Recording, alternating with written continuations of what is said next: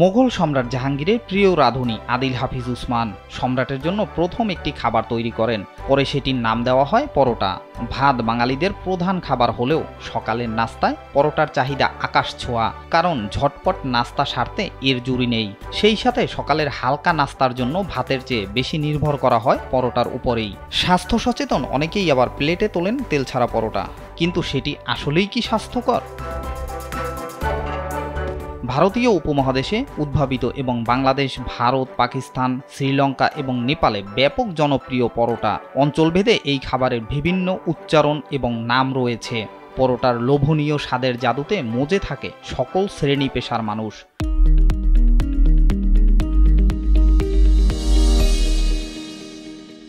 সকালের নাস্তা থেকে শুরু করে স্কুল, কলেজ, অফিসের টিফিন, বিকালের নাস্তায় অনায়াসে স্থান পায় এই পরোটা।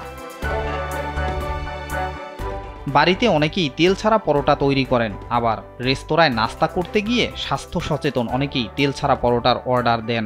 ময়দা হলো পরিশোধিত খাদ্য উপকরণ, যা শর্করার উৎস। এতে আঁশ নেই। তেল ছাড়াই হোক আর তেলে ভাজাই হোক, পরোটা স্বাস্থ্যকর খাবার নয়। পুষ্টিবিদরা বলেন, তেলে ভাজা হলে পরোটায় যতটা তেল থাকে, তেল ছাড়া তৈরি করা হলে তার চেয়ে তেলের পরিমাণ সামান্য কম থাকে। এটা ঠিক, অর্থাৎ মোট ক্যালোরির পরিমাণও সামান্য কম থাকে। ঘিয়ে ভাজা পরোটার চেয়ে তেল ছাড়া পরোটায় ক্যালোরির পরিমাণ কম। তবে সব দিক বিবেচনায় তেল ছাড়া পরোটাকে বিজ্ঞানসম্মতভাবে স্বাস্থ্যকর খাবার মনে করার সুযোগ নেই, কারণ এতে পুরো ময়দার স্তর তো থাকছেই।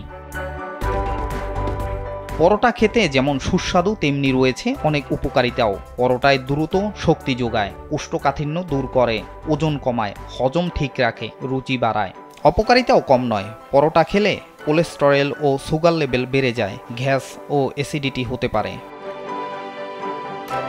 সাকিবুল ইসলাম সুজন, কালবেলা।